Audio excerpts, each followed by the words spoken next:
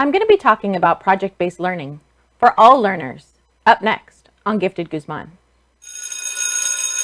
On my last video in the project-based learning series, I talked about how I use project-based learning in order to front-load students with information that I need them to know before we get to that topic.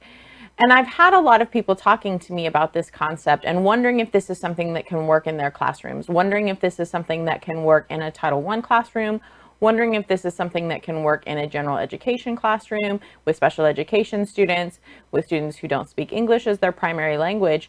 And I'm here as a proponent to say yes, this does work with all those students. It is something that you have to train them to do, that you have to help them to do, but it is something that is plausible for them to work on. So I wanted to show you my screen again, like I did the other day, and I want to show you some examples of how I use this project-based learning and how I use it in a general education classroom and with my special education students and with my English as a second language students, okay? So before I do that, let me preface it with a lot of the time when I'm looking for something for project-based learning that I'm going to front load students with, it's things that I know that they are going to inherently already have some kind of understanding of or some interest of. So for the example that I'm going to show you today, it is for natural disasters. In the 7th grade in Texas, we have to teach the students about natural disasters, and then we scaffold in weathering, erosion, and deposition, which they've learned in the 5th grade and in the 6th grade, but we're putting it back in the 7th grade and showing how these disasters lead to this. So I want to show you something that I do with my classes and how I've scaffolded it for the two different groups. So I'm going to go ahead and show you my screen. This first project that I use is for my gifted and talented class and is for my pre-AP class. 6 thinking hats is something that I did not come up with. It is something that my district showed to me. It is from this doctor, Edward DeBono, and he actually made it up for businesses to use for best practices, for a way for them to look at that. So this is something that you can research on your own. It's called the 6 thinking hats. There are videos that show you how to teach with the 6 thinking hats. This is something that I had my students practice with natural disasters because it's something they're already interested in and it's something they have some background knowledge with, okay? So when I go to the first slide, I tell them the topic. So you're researching natural disasters, people and organizations involved, the impact to humans and the environment, and how people try to help reduce the damage or lives lost. Here are some sources that I give them. So I'm giving them these sources to help them out because, again, they're only 7th graders. With my 8th graders, I don't do this as much. If some of them come to me and tell me that they need help with sources, yes. But again, I'm at the advantage that I've had them for 3 years and I have a different expectation for them because they're 8th graders. So sometimes with a topic like this too, though, when it's so broad, the students can get lost in their research, even the gifted and talented students, because they go here and research and they go here and research and they get lost and they get buried. So sometimes I will give them the research ahead of time so that they can at least have a starting point. And then a lot of times they'll say, well, I found something on this. Is it okay if I use that instead of your website? Yes, of course. You can always use your own research. So the thinking hats, I give them in this format. So the white hat is about information and facts. So they're just going to fill the slide with facts about the topic, and the topic is natural disasters. The red hat is about feelings, intuition, and instincts, no reasoning. So this is a good one, especially for those students who feel frightened, who are worried that some of these natural disasters might come their way, who have concerns. They can put them all down on this slide. The blue hat is thinking about thinking. So how do you plan for action? If this natural disaster happens near where you live, how would you plan for that? Or if you're researching a natural disaster and it happens in places where other people live, how do they plan for it? Maybe they haven't thought of something that you could think of that you plan for. What is your specific plan for it now that you've done some research? So this is where they put plans.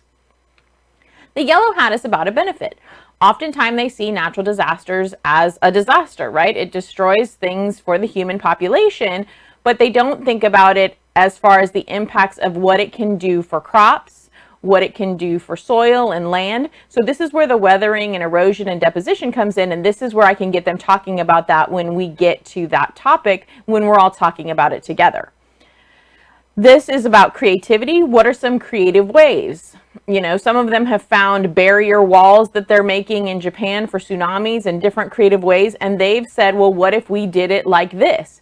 So I let them either come up with creative ways that they think that maybe someday, if we had this technology, right? If we had anything in the world that we could use, what creative thing might you do, whether it's feasible right now or not? So this gives them that chance to have that creative juices flowing and get that creative kind of muse going in themselves. What I let them do, though, if some of them struggle with the creative part, is find something that you think that's creative that we're already trying, or that we tried that maybe failed, but you thought it was a creative look at it. So then we do that. And the black hat is about judgment. What is something we're doing wrong? Maybe we're not helping people enough. And then at the end, they have to consider those, you know, how does it help me to understand the topic? Which one made me think about it differently? How does it connect to something that is happening in the world recently? I mean, we see natural disasters all the time. So again, it's very easy for them to make the connections if they're paying attention. And if not, it gives me another chance to have them go do some research in real world news and see what's going on. This is what the project, the 6 weeks project, so I give them 6 weeks to work on this, the 6 weeks prior to when we're going to learn about natural disasters. And they can, for this particular project, put all their information. They can make a copy of these slides and they can put all their information on these slides. I ask them to keep the hats just to minimize them and put them somewhere. And I have them put pictures and links to videos and all kinds of things like that. Or they can choose another technology. It's up to them. So this is what I do for them. But what do I do for my general education classrooms? What do I do for my collaborative students? What do I do for everybody else? What do I do for my GT students who failed to do the thinking hats? Because I have some. What if I have pre-AP students who fail to do the thinking hats? I still want them to practice working on a project. I still want them to understand the concept. So I give them this. So this is a little more in-depth when it comes to weathering, erosion, and deposition, specifically to natural disasters. I give them the instructions on the first slide that I ask them to read carefully and think about, and I generally read it out loud for those students who need help. Then I give them a title page that I've already set up that shows them a picture. So for my visual learners, maybe they know that this is a hurricane, but they don't know it's called a hurricane. Maybe they know that there are sandstorms, but they didn't know that's an actual natural disaster. They didn't know that floods were an actual natural disaster. They just think a flood is a flood. So this already, just by looking at it, is building their background knowledge before they get to me. Then, because sandstorms is not in the Texas standards, and I don't have to teach sandstorms, I fill out this slide for my students. So I have it already set up. This is your example. I put the word example on there. Here's an image of a sandstorm. This is what a sandstorm is. This is how it causes weathering. This is how it causes erosion. This is how it causes deposition. And I fill that all in for them. Then I take that exact thing and I duplicate it for every other natural disaster that the students need to learn about. Okay? So it's set up for them. All they have to do is type in it. So in my general education, when I put this on my Google Classroom, I have an option where it says make a copy for every student. I make a copy for every student, and my expectation is that they type in this and they take care of it. Well, what happens if you have students in that general education classroom that really should be in pre-AP, but weren't in pre-AP because they didn't want to, or they didn't understand their potential, and they finished this really quickly? What are some things you can do? You can show them the thinking hats. You can go back to the thinking hats and have them try it. Or you can come here and you can have them learn some technology. They've learned the concept. Ask them to put in transitions. Ask them to embed a video. There's all kinds of things that you can do with project-based learning that you can extend their learning. That's one of the reasons why I love project-based learning.